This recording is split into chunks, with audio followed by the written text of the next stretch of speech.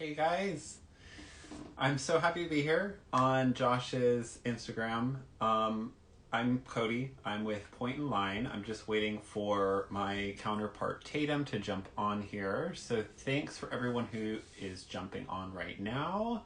Thanks for anyone who is rewatching this. Let me just grab Tatum, my buddy, and We'll, ooh, we'll get started here. Hi, Krista. Hello. Hi. How are we? I'm good. I had everything all set up so that you could see my whole setup and also my face, and I forgot that it's a split screen. That happens, right? How many of these have we done? And we do that every time. So Oh, Heidi, you're a beautiful face. Hi, Krista. for those of us who don't know, or for those of you who don't know us, rather, I'm Cody, and this is Tatum underneath me here. We're the Brady Bunch. I mean, Point Yeah. and Line. We're with Point and Line Education, and we have the privilege of taking over talking about color maps this evening and some nerdy color theory. So we're Yeah. really excited to be here. We are so stoked to be here. Yes, just in case you're confused, we know that we are not Josh Como, but we are so excited to talk about what he has made. This is such an exciting tool, and we use it sometimes a little bit differently than you might be used to. So hopefully this opens up a little bit. A little bit of a different way to use this behind the chair for you all. Yeah. So for those of you who don't know us and what we do, so we primarily focus on kind of the art theory side of hairdressing. And so that means we do some like unconventional things. So we have kind of this like art school approach, if you will. So today, talking about color theory, we're not necessarily like utilizing hair color on the color maps, but using them to kind of create a great visual for what it is that we do when we're coloring hair. So we have kind of a very different approach to education in that we think it's really important for all of us to understand kind of big universal concepts in order to understand hairdressing as kind of an art form within itself. Um, so yeah, so we're super happy to nerd out with you guys, all of you who are still with us and everything. So yeah, and then we have a really exciting class that we're going to be talking about at the end here for this summer. So yeah. So Tatum and I actually are like whole weird nerdy friendship started with this book called Interaction of Color, and of course I have it right here. Um, Oh my gosh, I for the first one of the first lives ever, I don't have it within grabbing distance. But yeah, the interaction of color, anybody who is a nerdy colorist like we are, please go out and get it, read it, try some of the exercises. This book is all about how like our perception, you can't perceive or understand or even see color just as it exists by itself. Everything is in relation to something else. Um, so color can only really be perceived in relation to another color next to it, or what it's against, where it is. Um, and this comes into play so much with that. And all of hairdressing, really all of hair coloring, comes into play with that. You can really only perceive the color as it exists, against something else or on top of something else or next to something else. So mhm. Like it's this whole like really detailed little conversation that happens when we're doing color. And so I guess the big universal principle that we like to break down first is that the idea of the color wheel, we all are familiar with a color wheel. We've all seen it at least one time. Um, we think it's a really helpful tool, but it's very much like the Mother Goose way of looking at color as a concept. So we kind of approach this understanding of color based on more of a spectrum or a sphere, and that color exists more than just on a two-dimensional level. And the first part to understanding that is understanding depth. So what I've got behind me here, I have just a couple of pages out of my handy dandy color map book here. And what we like to do in our exercises is we use watercolor because we think it creates an interesting exercise. And I think it was an accidental discovery, like one of us made, because we both do weird things. And it's cool because it really much behaves like hair color, and it gives us a visual representation of hair color, but taking the kind of nitty gritty out of the mix, so we can just kind of focus on the color piece of the color, and not necessarily the like, okay, so in this brand, their blue is, or their gold is, or their red is. So we like to use watercolor. As I make a mess here, I still have mine all set up. Messy here. And I got mine all ready to go. Right, exactly. It's funny, we were talking about this on our live last month about how like I'm a very organized hair cutter and like everything is just so, but when it comes to color, it's like Julia Childs. And then Tatum is kind of the opposite. Yeah, I'm a very emotional hair cutter, and I'm a little more organized in my coloring. So it's all fun. But so the first, I think, big piece of understanding color as a concept, and not necessarily color as hair color, because hair color is a little more kind of like scientific, and there's a lot of different pieces in it. But if you don't understand color, then you can't understand the science piece of it in a lot of senses. So what I've created here is just a quick little illustration of depth. So a couple of little swatches out of my color map. And so I've got blue on one side and yellow on the other. So for us, we don't necessarily approach color from the standpoint of like you've got your three primaries and all of that. So the important thing for us to understand is depth and light. And so blue is kind of the deepest color that exists, and yellow is kind of the brightest color that exists. So in a quick little exercise like this, you can understand depth and light at different levels. And what we do in hair color is we're contributing those colors on top of a canvas that is a yellow, red, orange canvas of some sort. So it gives us this idea of, okay, so blue, a really saturated blue on a dark level versus on a really light level, and a really saturated kind of yellow on a lighter kind of natural starting point versus a darker starting point. And you can see how this yellow almost disappears on kind of what would be a darker natural level, right?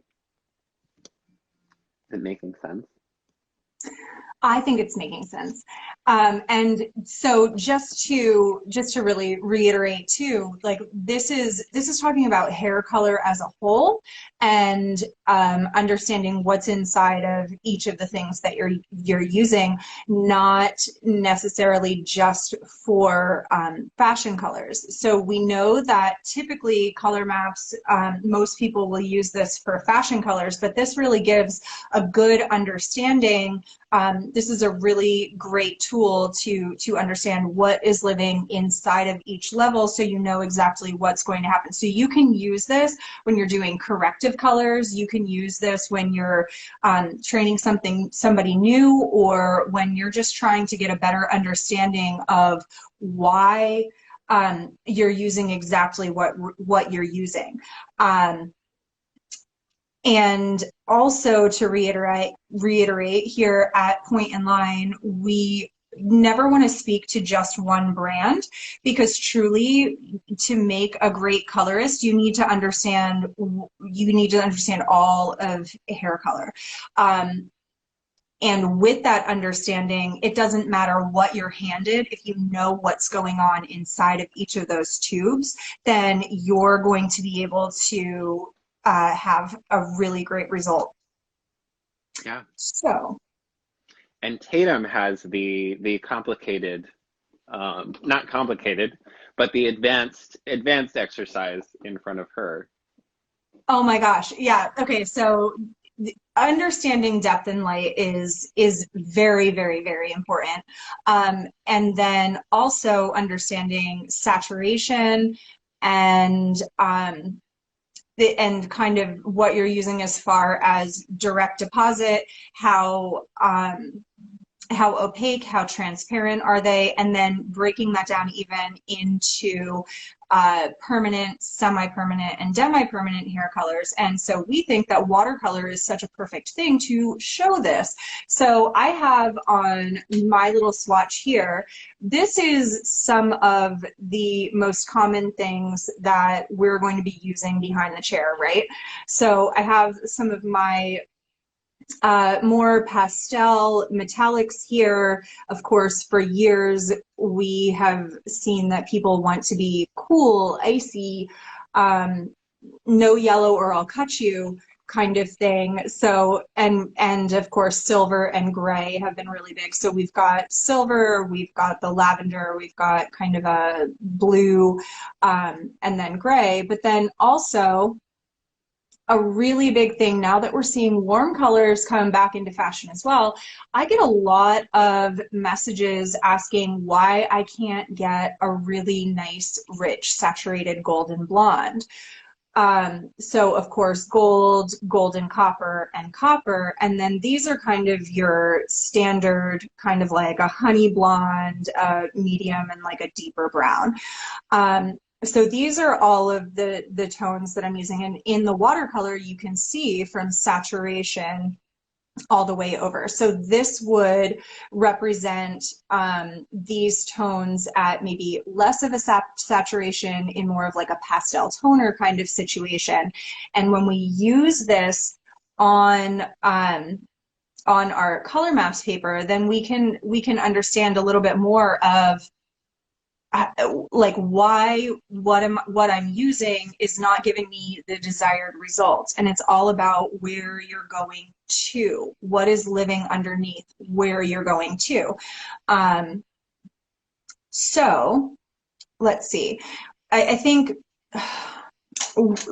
we'll start with something a little bit simpler, right? So like a silver. So this is on white. Obviously on white you're going to get that kind of silver. I'm sorry, I have an overhead light on as well, which I think is kind of inhibiting a little bit. I wish you could just pass it to me. I know, right? Because then there we go. That looks so much better, right? There we go. And it's kind of, I think, again, just to reiterate, the idea of using just a regular paint on these color maps to create this this visual of like, how does this color just exist, period, before we start messing with the hair color, is just like, that's the major piece that is exciting for the two of us. Yes, exactly. How does this color exist, and what's going to happen? So okay, so going to like a really nice light kind of muted blonde, obviously on white paper, this is what this is going to look like. But then what happens if, you know, they've had some interesting box color situations going on in their hair, and now we're using this translucent kind of pastel toner, and this is where we've gotten them to, right?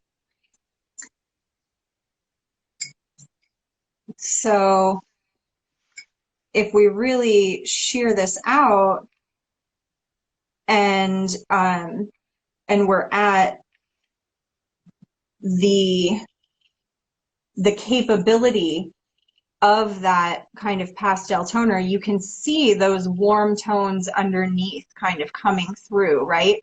So that's going to give you a little bit more neutral than anything. You're not really going to get to that coolness that you're looking for. But then having that iciness, is all it's going to do is make it look a little bit deeper and maybe a little bit more neutral. You're not going to get that desired result. And then your client's going to be pissed off. And it's because you're not having that communication. Whereas if you get to a really nice pale yellow, sorry, I should have done some of these ahead of time, but I thought it would be more fun to just do in real time. No, on the fly here. So see, you can see the difference in these in the actual deposit of color that you're getting. Same saturation on both of them, but you really get a lot more of that deposit, right? So then the same thing if we're talking about, you know, I'm really going for that golden blonde that I was just talking about. If we look at it here, it ends up looking a little bit hollow. It doesn't have a really good saturation, but if you lift it to only the yellow.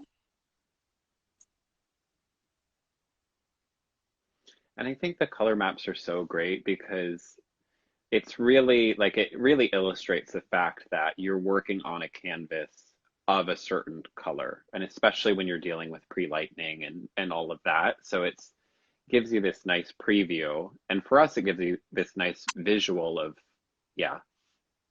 See, and look at like how great the saturation of that is. So then I had also mentioned that you know, even understanding for where you need to be for more natural colors.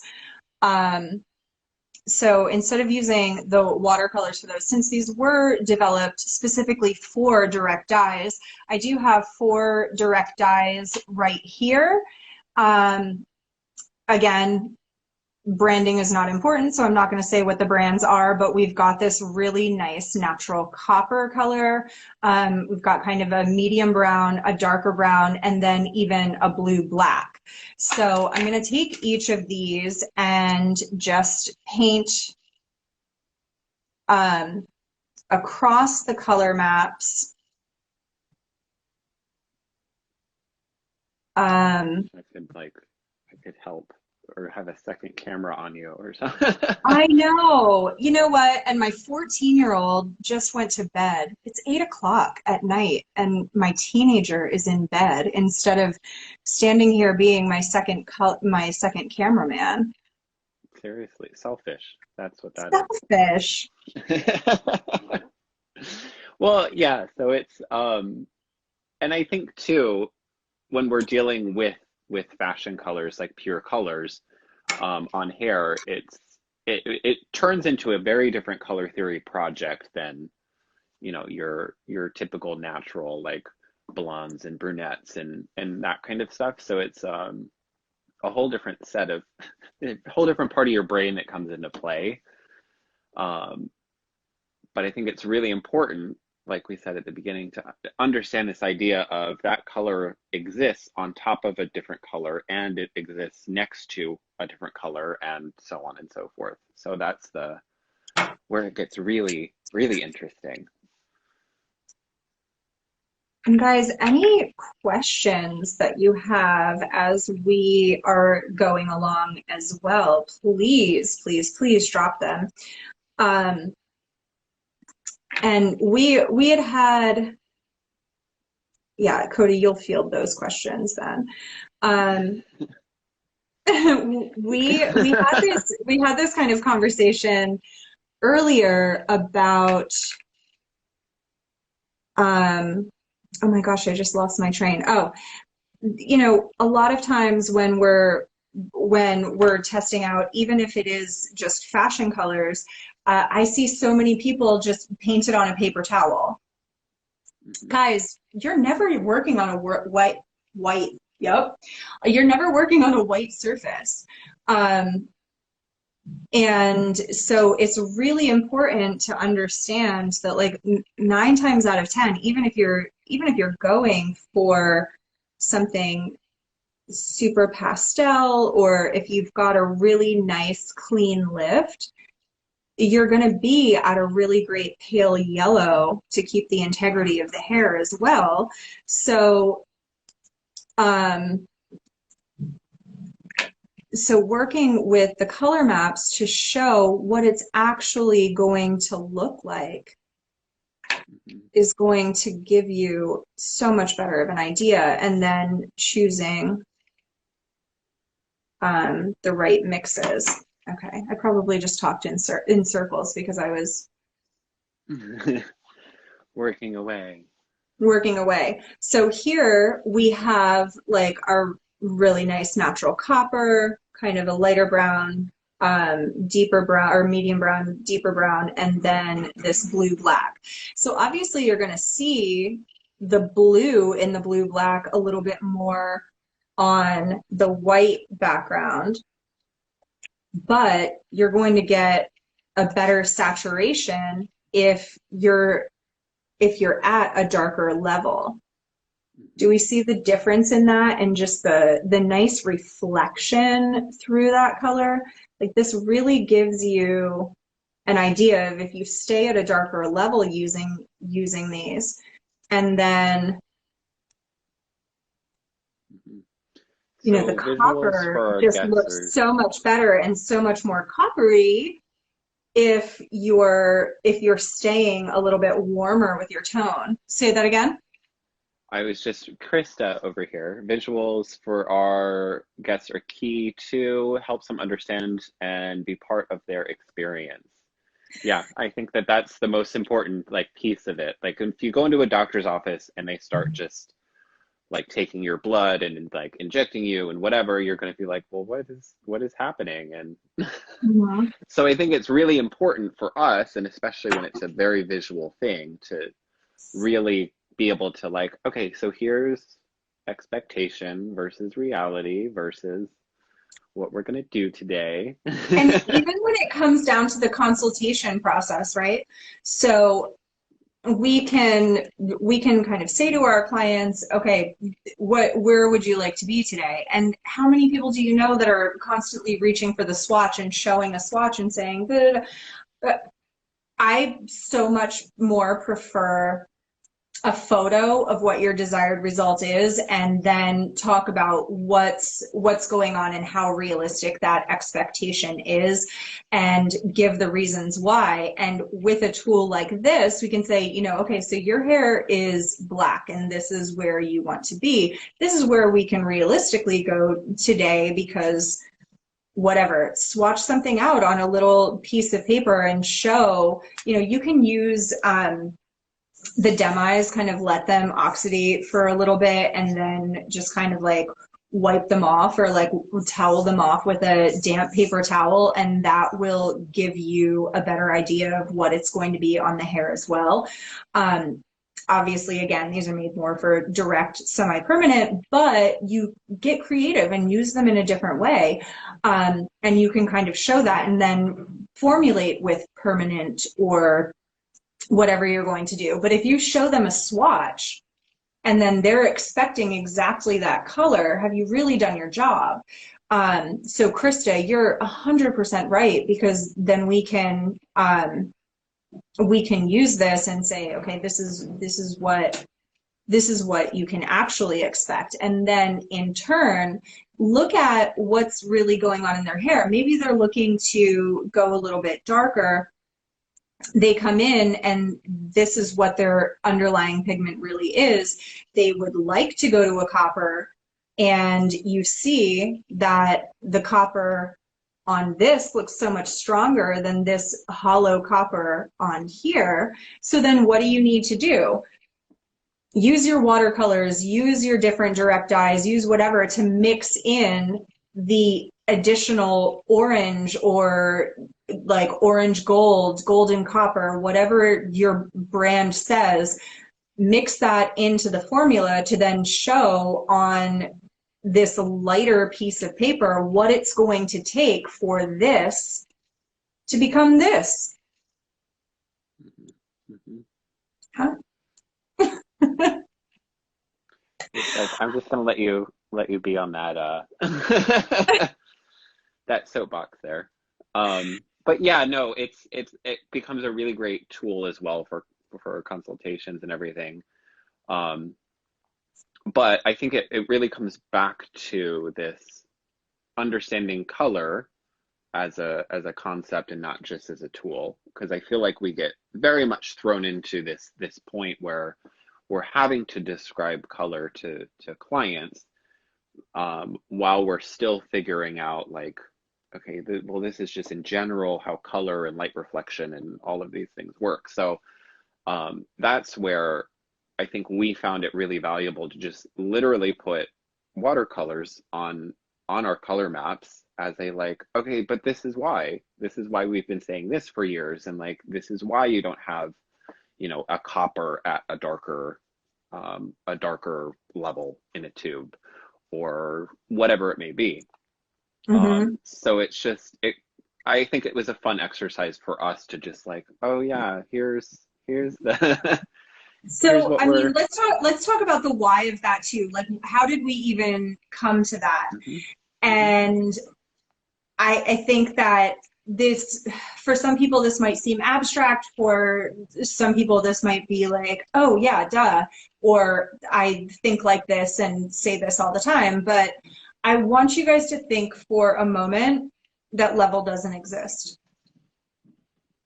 Level in hair color doesn't actually exist. It's all about depth and light reflection, and you can have a level 5 copper, but is that really like copper, or is that just like copper living over top of something else, right? um and it's about saturation. And so this was a tool for me, who is not really great with putting things like that into words, to be able to show, no, see, like this is not about level. This is about, like, if I swatch this out, like this might say that this is a level 7 kind of ashy whatever, but if I paint it on something, it might look more like a 4. But what does that really mean? It just means that the base of it has a little bit less, and it's just a lot more depth added to it with the primary colors that are available and the colors that we mix and whatever. Right? Is Am I making sense, Yeah, Cody? I Can you think it's clean that and up, yeah, yeah, because yeah. my I mean, I and so I mean, yes, and I think it comes back to the idea of we're working on a canvas, whether it's with permanent color or it's pre-lightened hair or whatever it is. So we're working on a canvas that is some like yellow, orange, or red, orange, or gold, or whatever it is, even if it appears brown or black or whatever it is. And we're just contributing other colors to that canvas. So what we do is this three-dimensional kind of, I don't know, like acrobatics with color when we're coloring hair versus like painting on a white paper towel or whatever it is.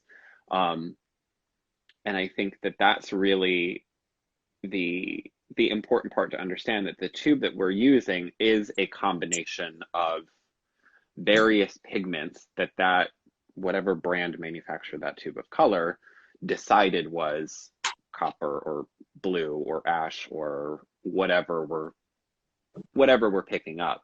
Um, and kind of in each brand, you know, the idea of level helps us to kind of organize a lot of different things, the abstract idea of level. But at the Right. same time, it's just we have a higher saturation of something at a darker level versus there's less of it at a lighter level, very simply. But Very then, simple.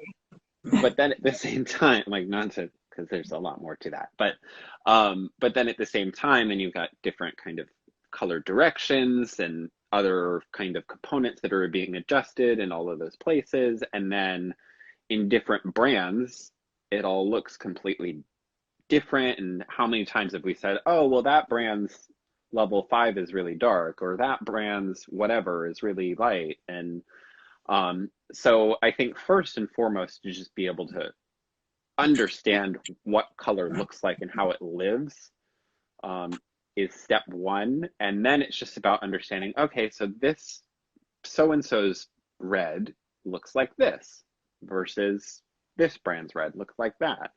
And I think that that's really what we time and time again are talking about when it comes to like you have to understand the kind of nerdy art theory portions of hairdressing before you can understand the hairdressing, because it's really easy to get thrust into like, okay, I have to formulate for this client, or I have to cut this client's hair this way, but if you don't understand these like super basic principles, it's like this really labor intensive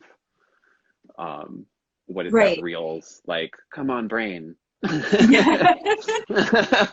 So um so if we shift our thinking, instead of like, oh, this brand's red compared to this brand's red compared to this brand's red, if we really just look at them as okay, this is like a red, orange, this is a red, orange, yellow, and this is a red, orange, red.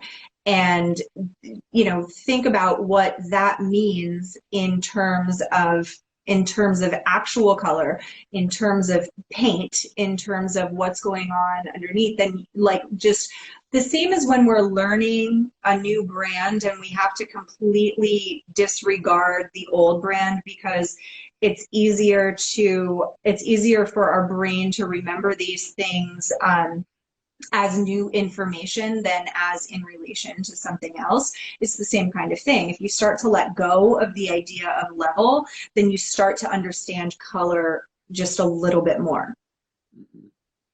the same idea of, you can really see the saturation of the blue on the white piece of paper versus the Right. Well, um true, exactly. And and then, in turn, so that's like blue. A heavily saturated blue on a white piece of paper is blue. A heavily saturated blue on the red piece of paper or on that level 3 hair that's just barely been cracked open is going to look like a really gorgeous, cool violet. yep, yep. So it's a whole fun conversation, and we do this with kind of all aspects of hairdressing in general in our classes. But we're so excited this summer because we have a 3-day in-person class in DC. So Yeah. excited. And so what we like to do in person, so we break down color in this like super nerdy way. And color maps is like the perfect tool that kind of fell into our laps for talking about it, understanding it, and breaking it down and everything. But we have the same conversations about shape, about contrast, about movement, about all kinds of these concepts that we use abstractly so that we can understand our work in a more holistic way, which is just kind of pushes you in a whole different direction. So it's not about us telling you like, here's what we're doing and here it's a class on bobs and pixies. It's about, okay, we're going to go on a journey here and you're going to come out the end more yourself and more kind of concrete in how you're approaching your work, and not necessarily we're going to teach you how to cut the $1 million bob. Right. So it's an experience. It's a 3-day class, March 21st through the No, 23rd. May. May. This We're in summer. March. This summer. Yeah, so Still don't May know what day it is. 21st to the 23rd, it's going to be in DC. And yes, we are breaking down all of these nerdy things, but the inspiration for all of this is whatever inspires you.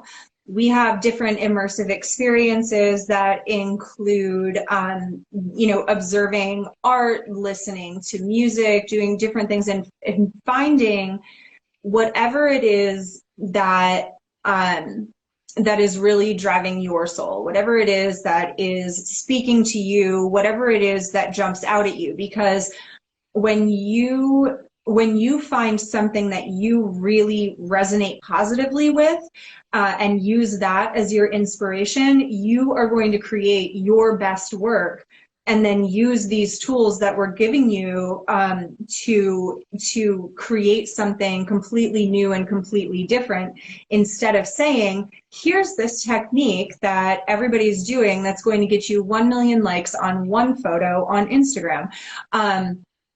Instead, you get to create, right.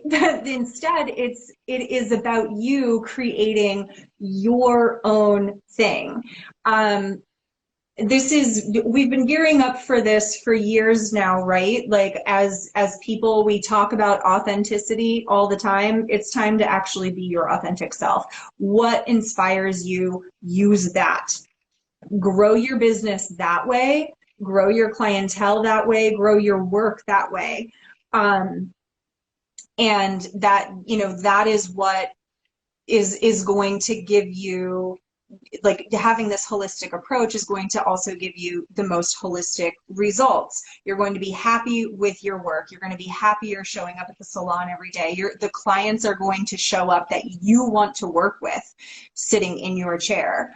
And that kind of creates just this really nice little package that you've been searching for. Yeah. So you can check that out on our account on Pointline EDU. Down here. And we've got periodic virtual classes and things as well. So you can check all of that out on our page. But yeah, so we're really excited to see all of you in May.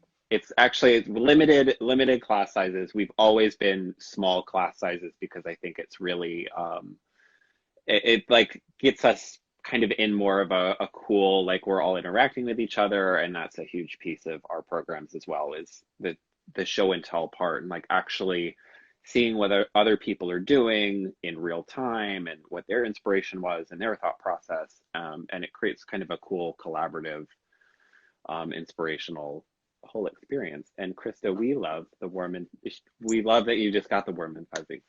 Yeah, we did too.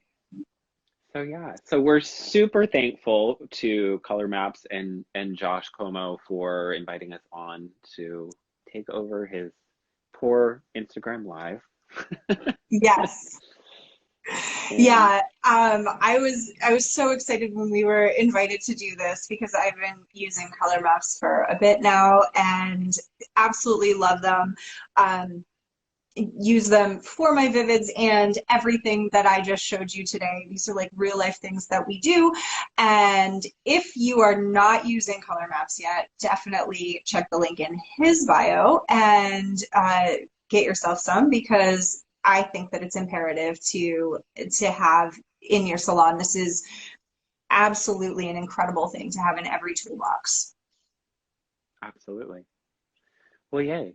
So, yeah, come follow us at Pointline EDU. We can't wait to see you in May and other education coming up and all of that. So thanks for coming to play with us. And as always, we do lives on our page once a month on the second Sunday of every month, 8 p.m. So we'll see you guys in April as well, right? Yes. I know Krista will be there. Yeah. Amazing. Yeah. We will see you the second Sunday of every month. And then, and anytime that Josh has lives, check his out as well. Awesome. Well, thanks. Thanks, And we'll see you guys. guys.